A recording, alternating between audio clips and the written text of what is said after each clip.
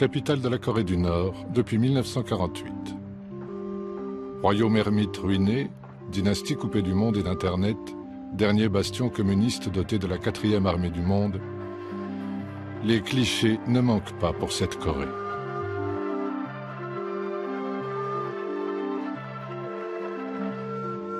Mais que savons-nous vraiment de ce pays? Sinon qu'en fait, il y a deux Corées.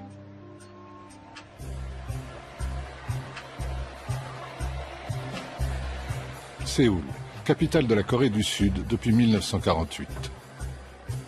Société civile bouillonnante, capitalisme triomphant, 13e économie mondiale, pays où les enfants ont des téléphones Samsung et des casquettes de baseball. Encore des stéréotypes. Comment raconter l'histoire de la Corée quand il y en a deux? Deux histoires, deux pays aux noms différents, deux États aux drapeaux incompatibles, aux sociétés opposées, séparés par 60 ans de confrontation.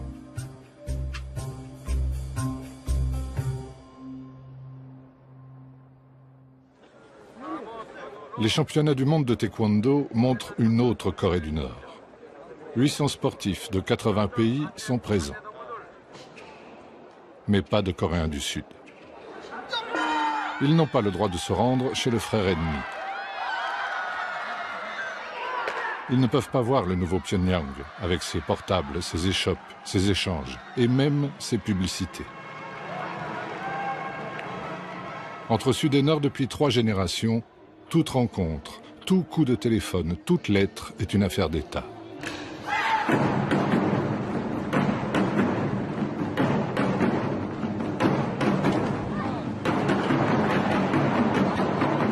Au Sud aussi, le taekwondo est le sport national, comme le foot au Brésil.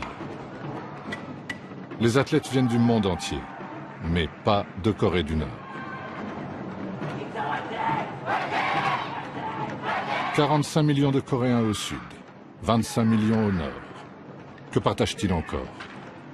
Des berceuses, des jeux, des rêves? Oui, ils partagent une chose.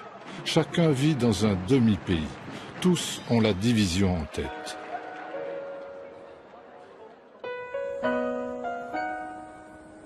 Depuis 1945, la DMZ, zone démilitarisée, ultra-militarisée, sépare la nation coréenne comme une immense blessure de guerre.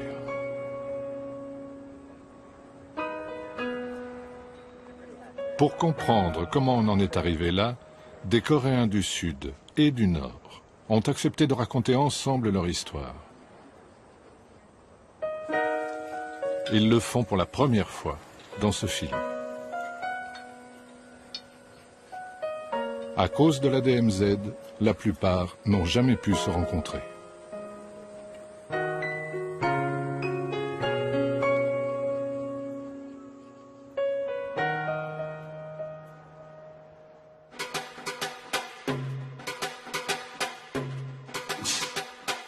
Au taekwondo, chaque mouvement a une signification.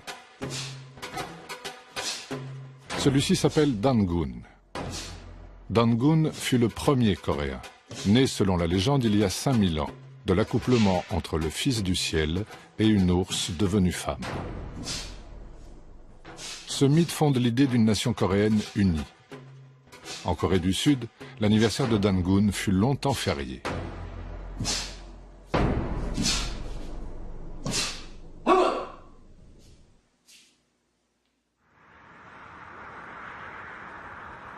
Corée du Nord, plaine de Pyongyang.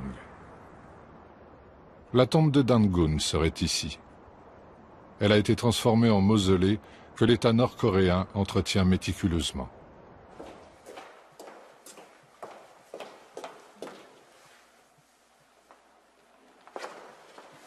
Ici, nous avons la boîte qui contient l'esprit de Dangun. Nos ancêtres ont créé des traditions autour de la figure fondatrice de Dangun. Tous les visiteurs viennent ici et réalisent que nous sommes un seul peuple descendant de Dangun, qui doit être réunifié. Nous parlons la même langue, nous habitons le même territoire, ça fait réfléchir.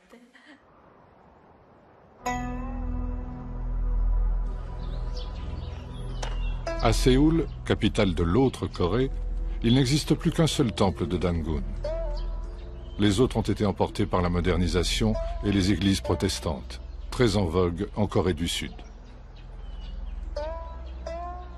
C'est à la fin du XIXe siècle que Dangun devient vraiment le symbole de l'identité nationale. À l'époque, la Corée encore unie est confrontée à l'incursion massive de puissances impérialistes, américaines, russes, chinoises, européennes et japonaises. En ce qui concerne la Russie et la Chine, la Corée leur était indispensable pour avoir accès à l'océan. Pour les États maritimes, au contraire, le Japon et les États-Unis, ils avaient besoin d'une tête de pont pour leur avancer vers le continent chinois. Bref, on peut dire que la Corée est historiquement un nœud stratégique pour ces deux puissances continentales et pour ces deux forces navales. La Corée est une péninsule de la taille de la Grande-Bretagne. Le nord, séparé de la Chine et de la Russie par les fleuves Yalu et Tyumen, est très montagneux. Le sud sert de grenier à riz. Mais les Coréens se voient surtout en victimes de leur géographie.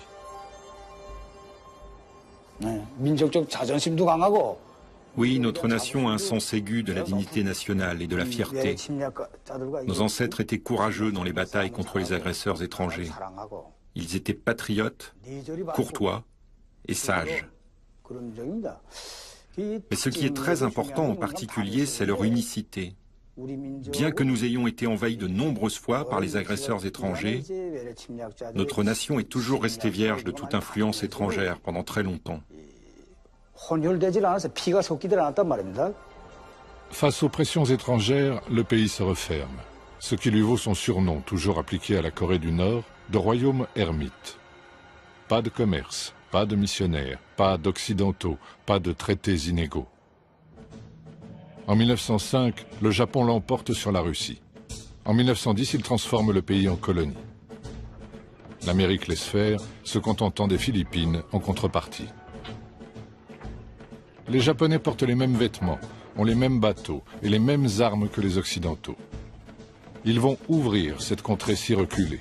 Train direct de Busan à Paris, tout à l'égout, gaz de ville, tramway, téléphone. L'État japonais développe l'industrie, surtout dans le nord du pays. Des centaines de milliers de Coréens partent se former et travailler au Japon. La colonisation est brutale. Ceux qui résistent sont durement réprimés.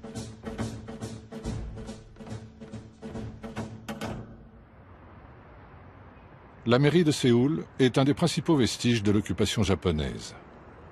À l'époque, Séoul est la plus grande ville du pays. Pyongyang est la seconde.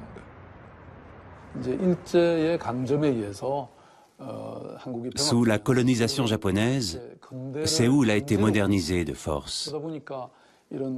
Cela n'a pas été naturel, ça n'a pas été une transition souple, ça a été imposé. Séoul n'a pas été capable d'avoir une croissance équilibrée, ce qui est très regrettable.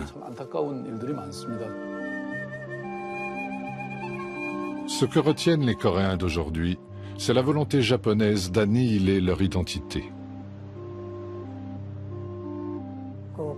J'étais à l'école primaire dans un village montagneux de la province de Gangwon, qui est sur la côte Est. Même nos noms. Ils nous obligeaient à changer nos noms en japonais. Donc, nous devions utiliser des noms japonais à la place de nos noms coréens. Et ceux qui ne le faisaient pas, comme moi, se faisaient battre par leurs professeurs tous les jours. Les Coréens aiment porter des vêtements blancs. C'est notre tradition. Mais les policiers jetaient de l'encre quand ils voyaient des Coréens habillés en blanc. Ça a été appréciable de voir disparaître ces choses. Vraiment, les colonisateurs japonais ont tenté de priver les Coréens de leur identité nationale.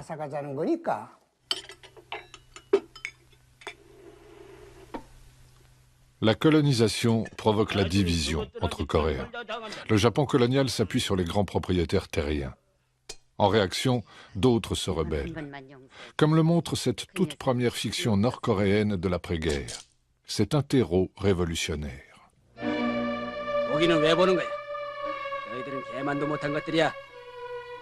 개도 사흘을 치면 주인을 알아본다는데 그놈의 새끼들이 금방지게 마음은 살아가지고 치기가.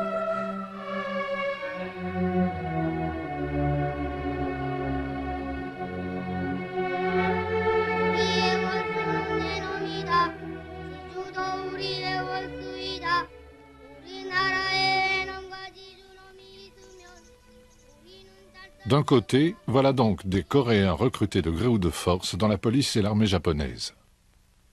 De l'autre, des Coréens maquisards qui les combattent à la frontière entre la Corée et la Chine.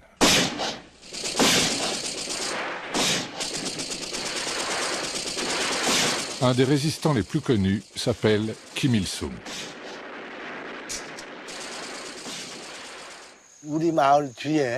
Assis par terre, j'écoutais des histoires racontées par les adultes aux enfants, parlant des résistants anti-japonais cachés dans les montagnes près de notre village. C'était l'époque de la bataille de Pochenbo, donc l'attaque de Pochenbo menée par Kim Il-sung en 1936. À ce moment-là, j'avais 6 ans. C'est la première fois que j'ai entendu parler de Kim Il-sung. Futur père fondateur de la Corée du Nord, Kim Il-sung est né près de Pyongyang. Ses grands-parents sont paysans. En 1920, son père, nationaliste et chrétien, a fui en Chine. Là-bas, Kim Il-sung milite avec la gauche nationaliste coréenne, adhère au Parti communiste chinois, avant de devenir un des chefs de la résistance anti-japonaise en Mandchourie. Sa maison natale est devenue un lieu de pèlerinage. Sa vie, une matière obligatoire pour tous les écoliers nord-coréens. 14 years old Comrade Kim Il-sung. So at this age, he left this Mangyongdae to liberate country. Beside his father, Mr. Kim Hyung-sik, and mother, Mrs. Kang Ban-so. Kim Il-sung began as a communist, but Kim Il-sung était un communiste, mais en Asie de l'Est, le communisme ne servait pas à résoudre des problèmes sociaux, mais à acquérir l'indépendance nationale. Il s'agit de mettre fin à la dépendance vis-à-vis de l'étranger et de créer un État puissant. Le communisme est-asiatique et le communisme coréen en particulier sont très nationalistes. This Mangyongdae not only native house, Comrade Kim Il-sung. It is our people's house. It is homeland of our revolution.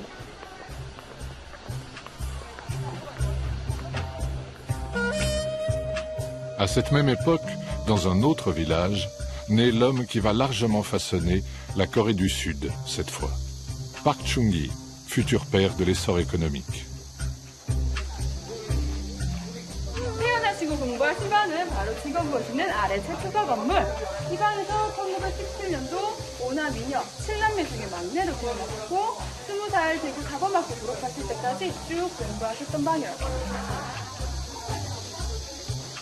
Park Chung-hee commence comme instituteur portant l'uniforme et le sabre japonais.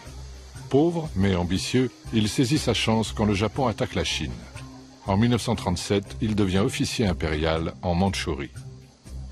Park Chung-hee et Kim Il-sung ont des vies parallèles très intéressantes.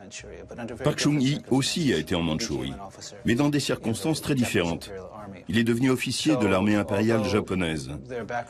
Donc, même s'ils sont issus du même milieu, d'une certaine manière, Kim Il-sung et Park Chung-hee se sont retrouvés des côtés opposés de cette lutte coloniale et anticoloniale. Il n'y a pas de preuve qu'ils aient combattu l'un contre l'autre ou même qu'ils aient été là-bas au même moment. Mais il est clair que Kim Il-sung considérait les gens comme Park Chung-hee comme ses ennemis, comme des Coréens collabos à la solde des militaires japonais.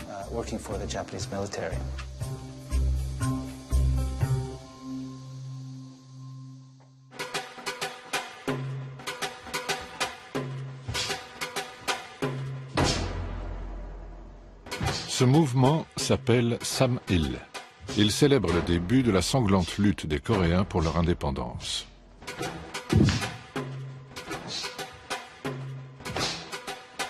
De 1937 à 1945, la guerre du Pacifique accentue les fractures entre Coréens. Mais lorsque le Japon perd la guerre, la Corée espère enfin retrouver sa liberté.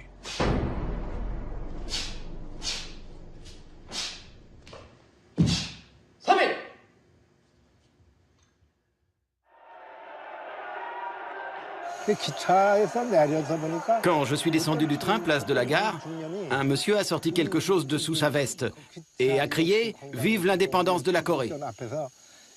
Quand je l'ai vu plus attentivement, j'ai vu que c'était le drapeau coréen. C'était la première fois que je voyais le drapeau coréen.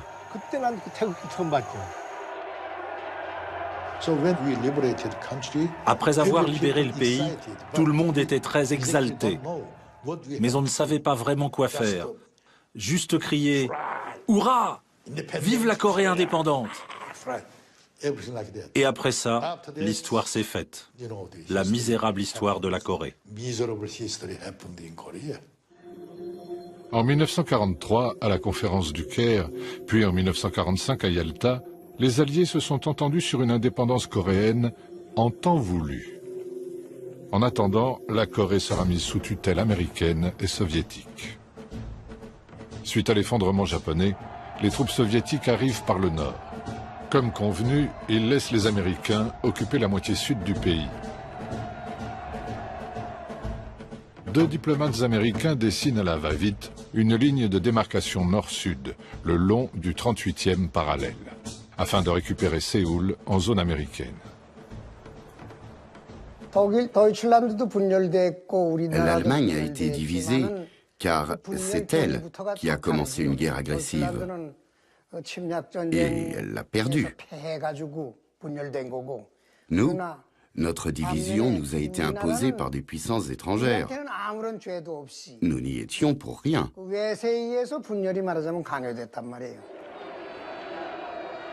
Au sud, un exilé du nom de Syngman Rhee prend le pouvoir avec le soutien des États-Unis. Ensemble, ils entreprennent d'écraser les comités populaires qui ont émergé un peu partout au sud, quitte à réhabiliter pour cela d'anciens collabos pro-japonais dans l'armée et la police. De 1945 à 1948, les organisations syndicales s'opposaient au commandement militaire américain. Les fermiers se révoltent contre la présence américaine, qui échoue en particulier à distribuer correctement la nourriture ou à faire avancer la réforme agraire. L'opposition ouverte entre gauche et droite se radicalise. La tension est très forte et finalement le commandement militaire américain a pris fait et cause pour la droite. La répression fera des dizaines de milliers de victimes.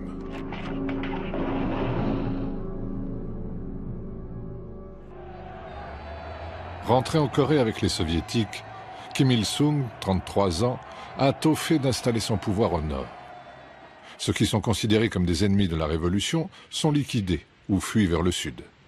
Mais les premières réformes sont très populaires. Il y a eu tant d'événements qui ont été réalisés pendant ces 3 premières années. Réforme agraire, nationalisation de l'industrie, égalité des sexes, abolition de l'illettrisme, tant de choses.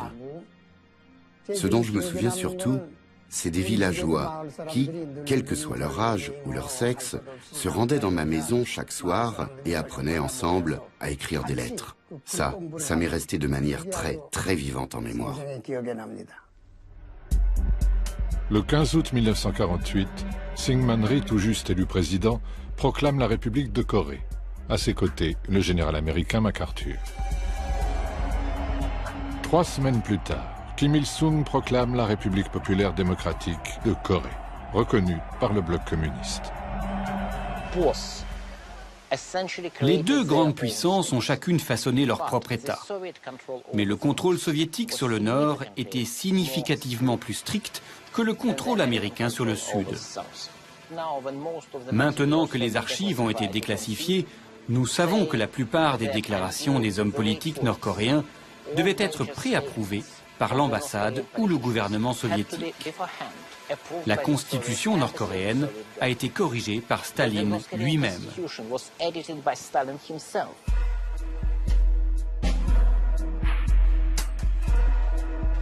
Des deux côtés, on s'arme. Le 38e parallèle devient une frontière de plus en plus infranchissable. Le rideau de fer coupe l'Europe en deux. Ici, la guerre froide fait d'un pays 2 États, 2 mondes, 2 visions radicalement opposées, prêts à mourir pour réunifier leur pays.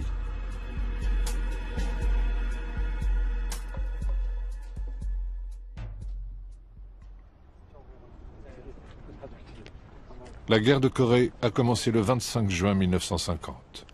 Pour les Coréens du Nord, ce sont les États-Unis les fauteurs de guerre. Après avoir mis la main sur le Sud, l'armée américaine a décidé d'envahir le Nord, puis de chasser Mao et les communistes qui ont conquis la Chine. Mais soutenu par les frères soviétiques et chinois, Kim Il-sung a vaillamment dirigé de ce bureau les armées du Nord, infligeant aux envahisseurs une défaite humiliante.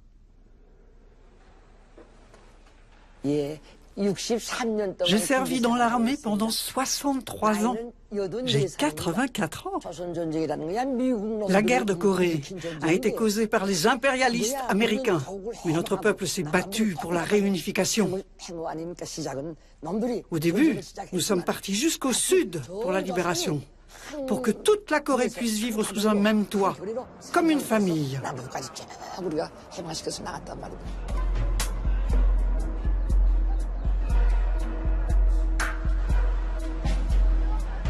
En Corée du Sud, l'imposant mémorial de la guerre raconte l'autre version de cette histoire. Le 25 juin 1950, après avoir finalement obtenu la permission de Staline et de Mao, Kim Il-sung attaque le Sud pour imposer une réunification par les armes sous un régime communiste.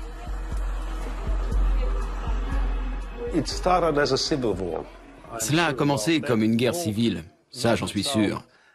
Tant le Nord que le Sud s'étaient préparés à la guerre. Mais il s'est trouvé que le Nord était mieux préparé, et il a attaqué en premier, pour prendre le pouvoir et unifier le pays.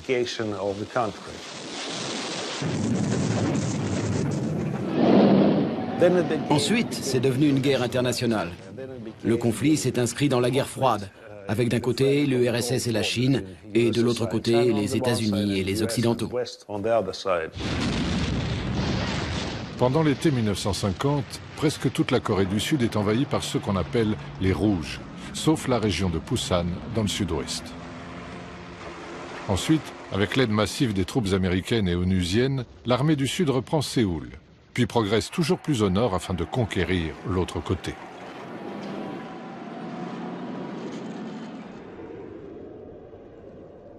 Décembre 1950. Les premiers GIs arrivent à la frontière entre la Corée du Nord et la Chine. À Pékin, Mao l'a plusieurs fois répété. Les troupes américaines aux portes de la jeune Chine communiste sont un casus belli. Quand les États-Unis ont attaqué notre pays, la Chine nous a envoyé ses fils et ses filles, et même le fils du président Mao. On pensait qu'une Corée du Nord plus puissante grâce à notre soutien empêcherait les Américains et les Sud-Coréens de s'approcher de notre frontière. Connaissez-vous le chant de l'armée des volontaires? Vaillants et remontés, franchissons le fleuve Yalu. Défendons la paix et la patrie. C'est pour protéger chez nous. Des centaines de milliers de volontaires chinois prennent la relève des Nord-Coréens épuisés. Le fils aîné de Mao sera tué au front.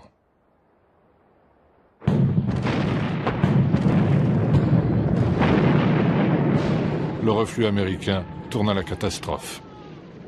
Les GIs qui ne sont pas submergés par les vagues de soldats chinois gèlent sur place. Là où ils le peuvent, ils embarquent hommes et matériels et quelques milliers de réfugiés coréens en haillons.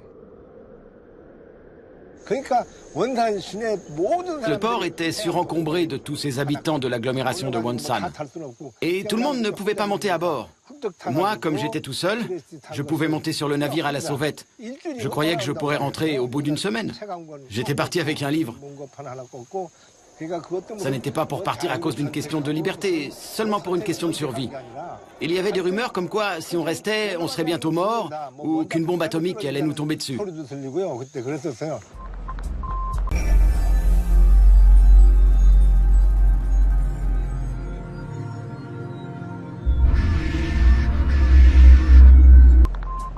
Car c'est dans ce chaos que l'arme nucléaire apparaît pour la première fois en Corée.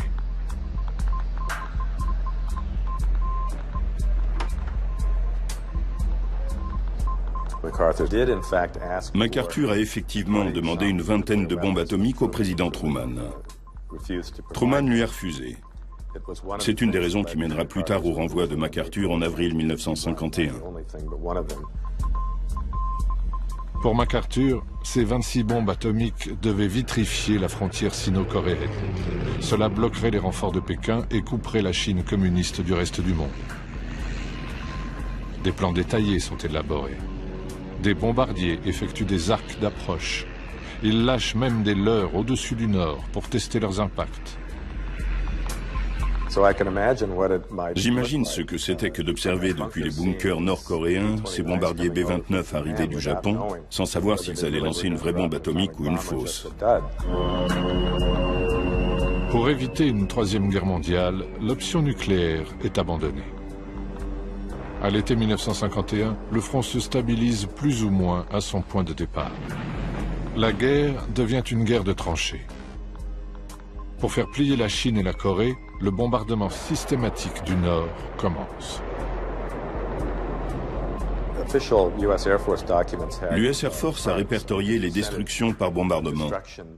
Les chiffres sont clairs. En moyenne, elles étaient plus importantes en Corée du Nord qu'au Japon et en Allemagne pendant la Seconde Guerre mondiale. Les Coréens du Nord ont perdu très tôt le contrôle du ciel. Alors ils ont commencé à s'enterrer. On trouvait sous terre des industries, des écoles, des usines et même des pistes de décollage.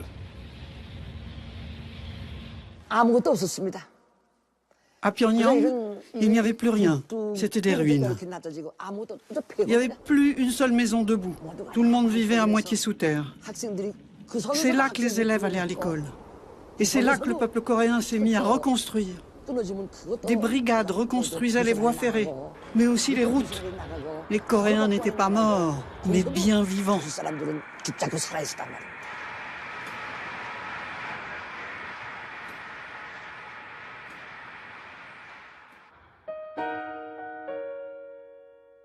La Corée du Sud est tout aussi ravagée.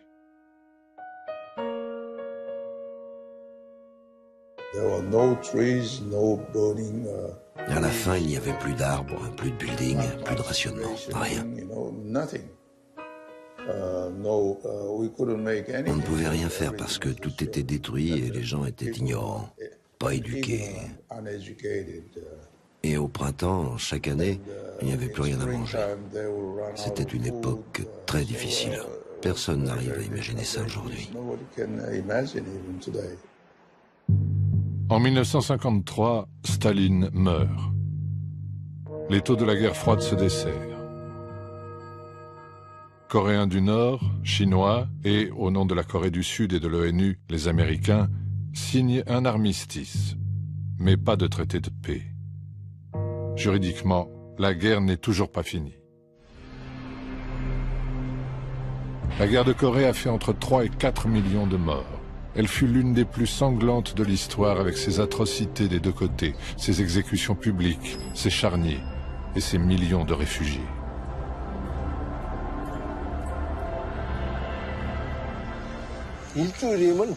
Je suis donc arrivé à Busan, en Corée du Sud, en me disant que je rentrerai chez moi après une semaine. Voilà 60 ans que je vis ici.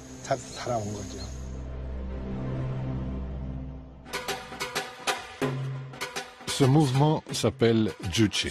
Idéologie politique de la Corée du Nord, le Juche affirme que les Coréens sont maîtres d'eux-mêmes et de leur destin. La nation s'incarne naturellement dans le leader suprême.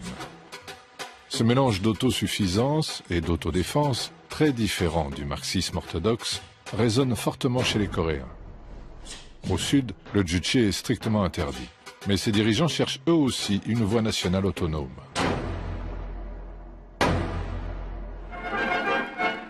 Пхеньян сегодня – это трудовой энтузиазм народа.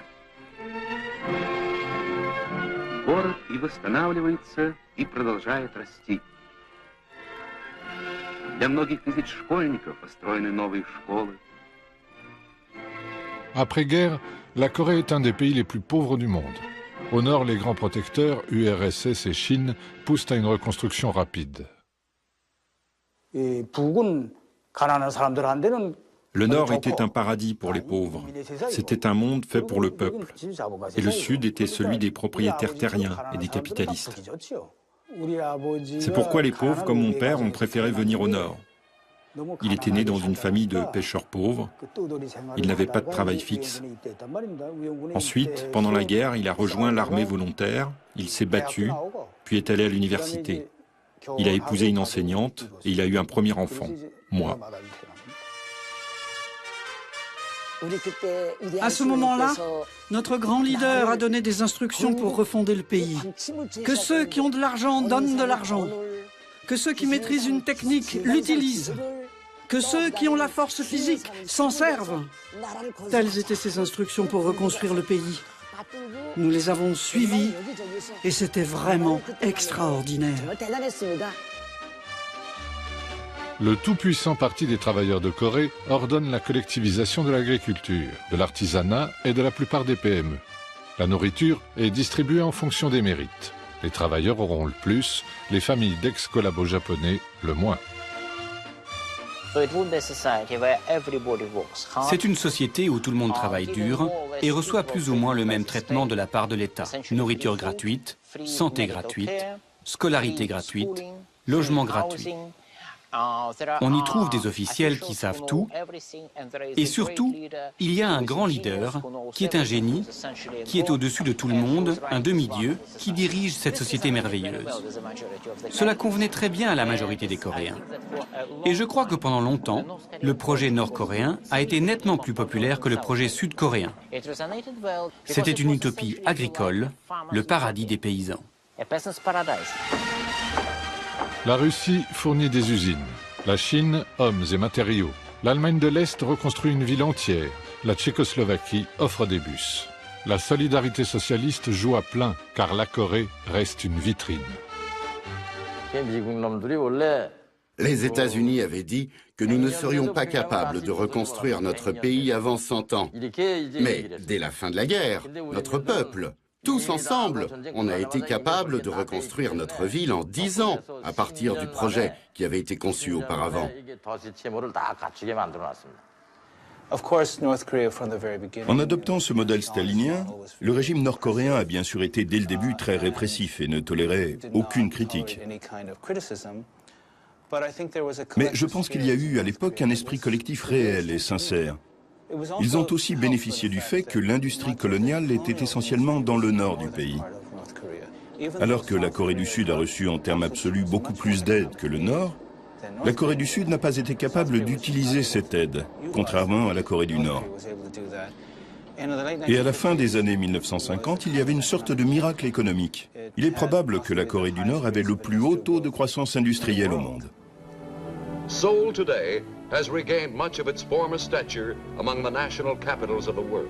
Where snipers once hid, the housewives of Seoul calmly do their shopping. Yet the task of reviving Korea completely, or even of Seoul alone, is still far short of completion. More than 1 million homeless people remain. Nearly 100,000 orphans must be cared for.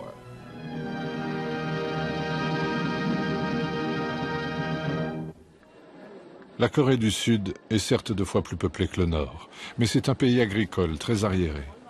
Le régime Syngman Rhee, corrompu, est fortement contesté en interne. L'armée est la seule institution qui reste. Je travaillais sur les questions de développement économique. La Corée était décrite comme un cas désespéré, sans ressources naturelles, corrompu. Et ce qu'il y a de plus drôle a posteriori, c'est qu'elle semblait murée dans un confucianisme qui enseigne aux messieurs à ne pas travailler, à s'habiller en blanc et à porter les ongles longs pour afficher leur mépris du travail manuel. Voilà la perception de la Corée d'il y a 50 ans. Cela a pris du temps avant que quiconque ne devienne optimiste sur l'avenir de ce pays.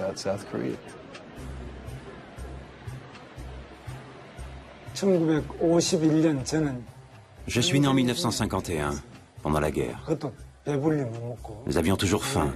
Nous étions en loc, on était malades. Et si on était malade, il n'y avait aucune chance de pouvoir aller dans un hôpital, car il n'y en avait pas.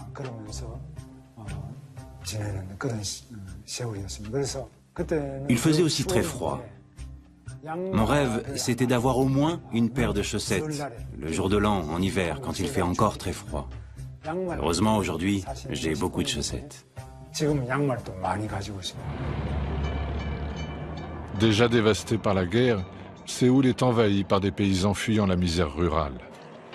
Les bidonvilles sont légion. Les grands ensembles poussent partout, symbole de ce nouveau modèle urbain à l'occidental.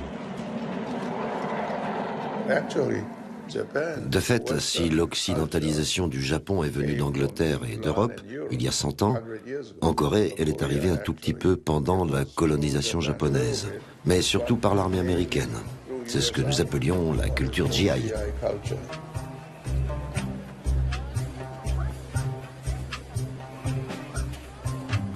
Ceux qui croient en leur pays sont les premiers entrepreneurs sud-coréens. Hyundai, qui signifie moderne, commence sa fortune en approvisionnant l'armée américaine. L'État passe des commandes de reconstruction. La main-d'œuvre venue des campagnes est prête à travailler 7 jours sur 7 tant qu'elle est nourrie. En 1960, d'énormes manifestations étudiantes renversent Syngman-rhee. Un court instant, une démocratie brouillonne s'impose. Mais un an plus tard, un général presque inconnu, Park Chung-hee, y met fin, craignant que Kim Il-sung profite de la situation. La junte au pouvoir parle de révolution. Elle veut industrialiser le pays à marche forcée. Relancer l'économie, c'est être capable de se défendre lors d'un prochain conflit. Au moment de notre révolution militaire, le président Park Chung-hee était un général 2 étoiles. Je l'ai bien connu. Il était très rigide, austère et patriote. On ne trouve plus de gens comme ça aujourd'hui.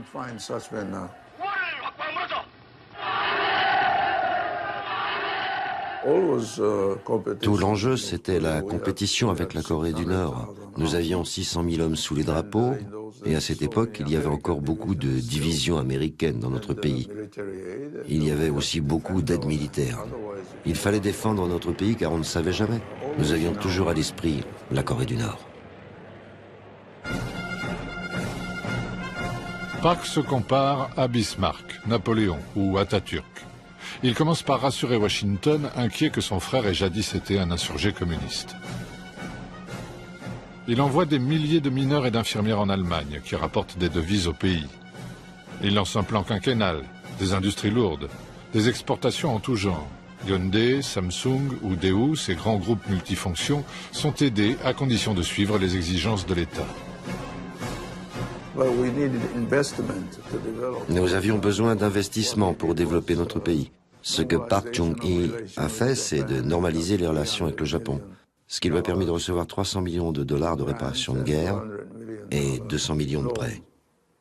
Et ça, il s'en est servi pour financer des projets, comme la construction d'autoroutes pour Hyundai, des bateaux pour Hyundai.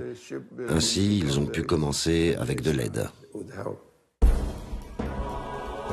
À partir de 1965, Park envoie 2 de ses meilleures divisions soutenir l'Amérique au Vietnam. Leurs salaires servent à l'État pour ses projets de développement. Cela permet aussi de garantir le soutien de Washington le long de la DMZ.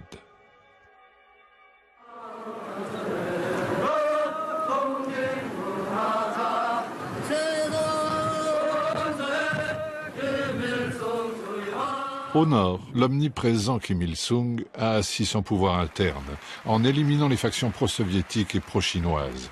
Son objectif, ne plus dépendre des grands voisins. La rivalité sino-soviétique est la meilleure chose qui lui soit arrivée.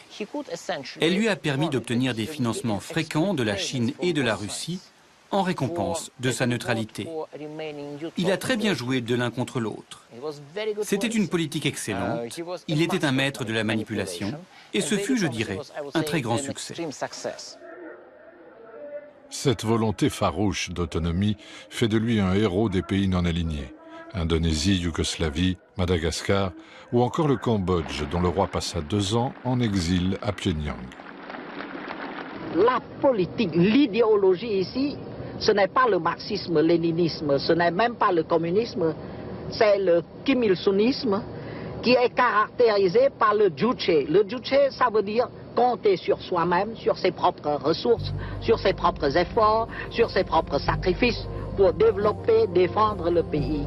C'est ça qui est beau. Pendant 20 ans, l'économie planifiée tient ses promesses. Même la CIA est impressionnée par le nombre d'écoles et la réduction de la pauvreté.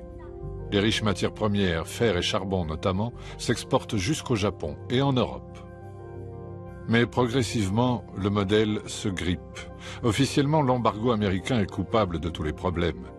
Mais dépenses improductives et déboisement des campagnes qui provoquent l'érosion des terres marquent aussi les limites de ce système monolithique et ultra centralisé.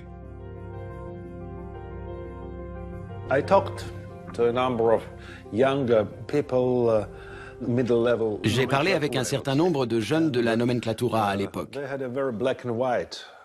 Ils avaient une vision très manichéenne du monde. Voici les qualités qui étaient privilégiées pour faire carrière dans le système nord-coréen.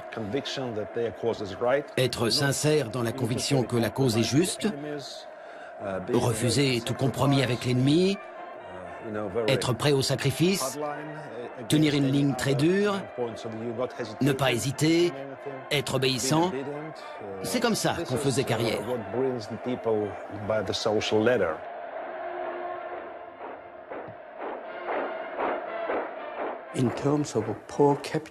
En termes de revenus par tête, la Corée du Nord a été plus riche que la Corée du Sud jusqu'en 1975.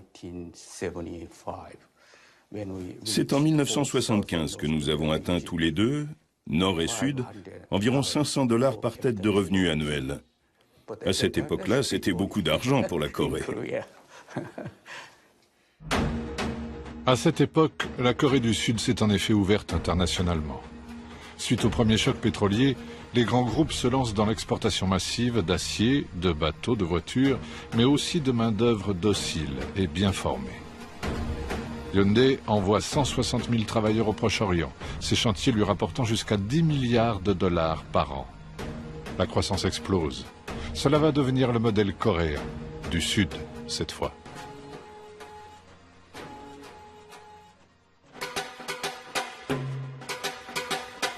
Ce mouvement s'appelle Tong-il, réunification. C'est le souhait du peuple coréen depuis 1945. Guerre de Corée et guerre froide ont rendu impossible l'unification par les armes. Mais pour se rapprocher, encore faut-il se rencontrer, se parler, réfléchir à une solution. Ce qui n'a rien d'évident quand le 38e parallèle reste hermétiquement fermé.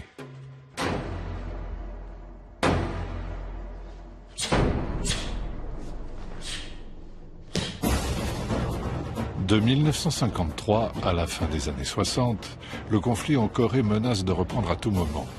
Les escarmouches sont nombreuses, les espions partout. En 1968, on craint même une extension de la guerre du Vietnam. Un commando nord-coréen envoyé pour assassiner Park Chung-hee arrive jusqu'au palais présidentiel de Séoul. Le 21 janvier 1968, un commando nord-coréen est arrivé de Pyongyang jusqu'ici, juste derrière cette maison, dans l'arrière-cour de notre résidence présidentielle. Les Sud-Coréens les ont capturés après de violents combats. Suite à cet événement, beaucoup de Sud-Coréens ont fui la Corée et se sont installés aux États-Unis. Et les autres ont commencé à amasser, vous savez, des nourritures instantanées, des pâtes, etc., dans l'attente d'une nouvelle guerre. Vraiment, l'insécurité était inséparable de notre mode de vie coréen des années 1970. Sur les 31 membres du commando, 30 sont tués ou se suicident avant d'être capturés. 2 jours plus tard, le bateau espion américain Pueblo est intercepté par la flotte nord-coréenne. Capture humiliante, qui reste un haut fait de la guerre froide pour la Corée du Nord. Les Américains essayaient à nouveau d'occuper notre pays. C'est pour cela qu'ils avaient envoyé le bateau espion Pueblo, mais il a été capturé par notre marine héroïque. Après 1 an, nous avons libéré l'équipage du bateau, ce qui signifie que l'affaire Pueblo était au cœur de l'actualité pendant toute cette année. C'était ma première année au service militaire. Toutes ces scènes ont été filmées à l'époque. Elles se trouvent dans les archives ici. Parmi les soldats qui ont été libérés, il y en a un qui avait peur d'être à nouveau attrapé. Il regardait tout le temps derrière lui, provoquant l'hilarité générale. Il y a beaucoup de scènes drôles de cette libération.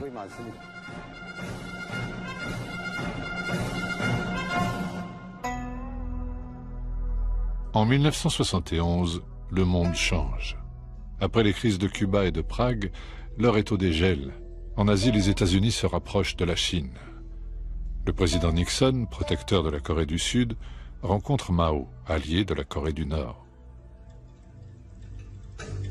Craignant de faire les frais de ce rapprochement, Park Chung-hee décide d'envoyer le chef de la redoutable KCIA, les services secrets sud-coréens, rencontrer Kim Il-sung.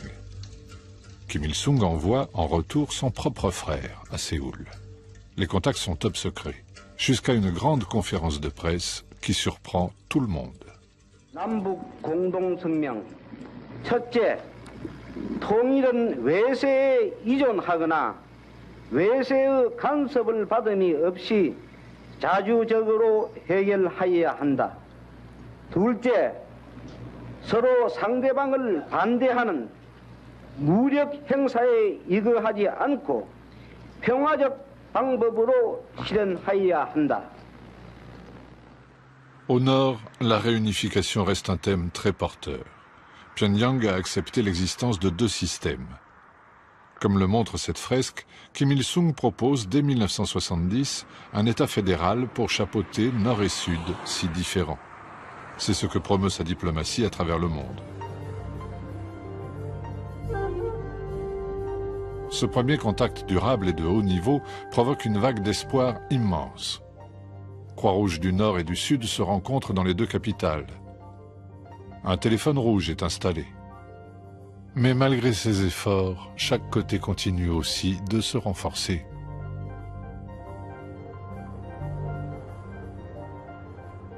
En 1973, la CIA nomme un nouveau chef de station à Séoul.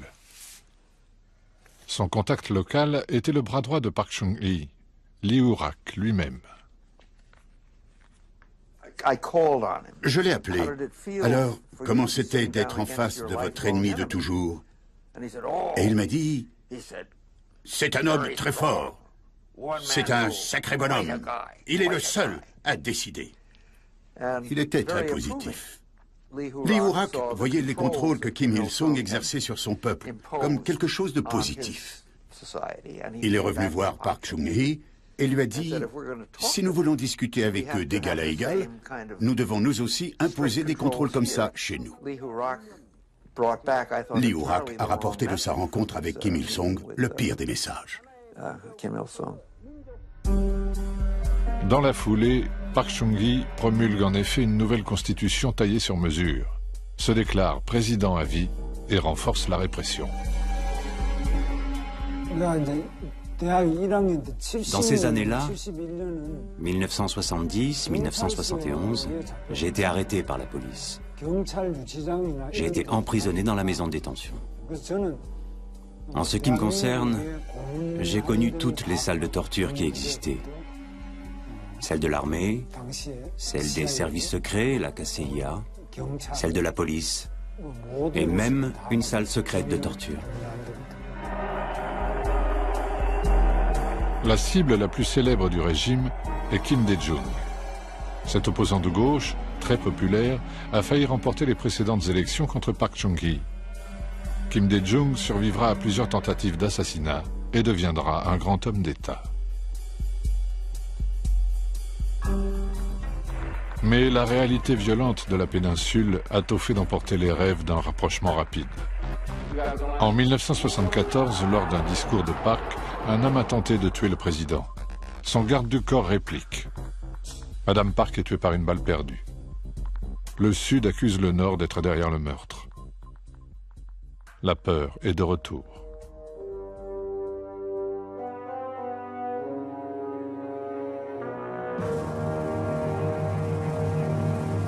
Au plan international, les Américains ont perdu la guerre du Vietnam. Qui sait, peut-être vont-ils un jour retirer leurs missiles nucléaires déployés depuis 1958 en Corée du Sud. Park Chung-hee décide de doter son pays de la bombe atomique. Nous avions des informations sur les Coréens du Sud en train d'acheter une usine de retraitement nucléaire en France. De quoi transformer le combustible en plutonium de qualité militaire. Bien sûr, les Coréens nous disaient que ce n'était pas pour des armes, mais à usage civil et autres bêtises. Donc, nous avons contacté le gouvernement français, on leur a dit « Écoutez, nous avons toujours 40 000 hommes le long de la DMZ. S'il vous plaît, ne déstabilisez pas la situation. » Le contrat a finalement été annulé.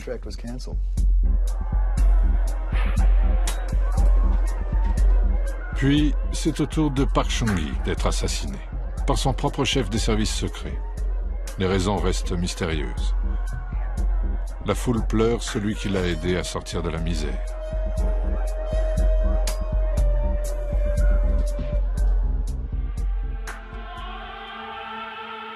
Pour assurer la continuité du pouvoir, Kim Il-sung a commencé à former Kim Jong-il, son fils aîné, pour lui succéder un jour. Ce système dynastique choque les alliés communistes, mais paraît normal dans le système du Juche. En 1985, les toutes premières réunions de familles séparées depuis la guerre de Corée marquent une petite avancée. Le Nord livre aussi du riz après des inondations au Sud, ce qui n'empêche pas des attentats épisodiques, mais très violents contre le gouvernement militaire de Séoul. Globalement, le Nord paraît stable. C'est le reste du monde qui change. Après avoir rencontré Gorbatchev la première fois, je crois que c'était en octobre 1986, Kim Il-sung est rentré chez lui avec la conviction que tout cela n'allait pas bien se terminer.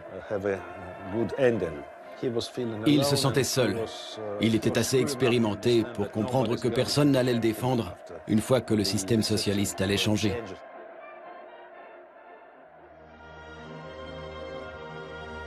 Pékin et Moscou s'intéressent de plus en plus au nouveau marché sud-coréen et de moins en moins à l'économie vieillissante du Nord.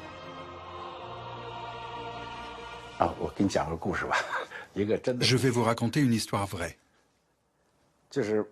Mao avait offert des chasseurs MiG-25 à la Corée du Nord. Après un certain temps, il fallait faire une révision générale de ces avions. Mais à cette époque, la Chine s'était déjà convertie à l'économie libérale.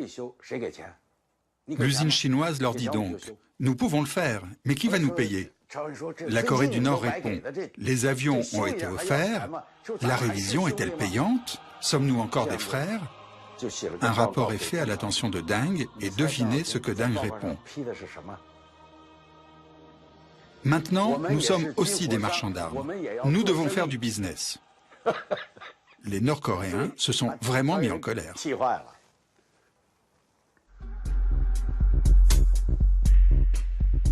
Au même moment, au sud, 10 ans d'émeutes, de massacres et de manifestations font enfin céder les militaires. En 1987, Séoul organise ses premières élections présidentielles libres. L'année suivante, les Jeux Olympiques sont vécus comme la consécration de cette ouverture. Ces Jeux Olympiques ont donné aux Coréens confiance en eux-mêmes et les ont rendus fiers. Ils se sont ouverts au monde. C'est en cela que les Jeux Olympiques de Séoul ont été tellement importants. Aucun pays socialiste n'a suivi le boycott exigé par le Nord, hormis Cuba. L'équilibre de la guerre froide est en train de se modifier, mais la Corée unie reste un rêve lointain. Ailleurs dans le monde, même en Europe, la guerre froide s'est terminée à ce moment-là. Mais dans la péninsule coréenne, elle continue toujours.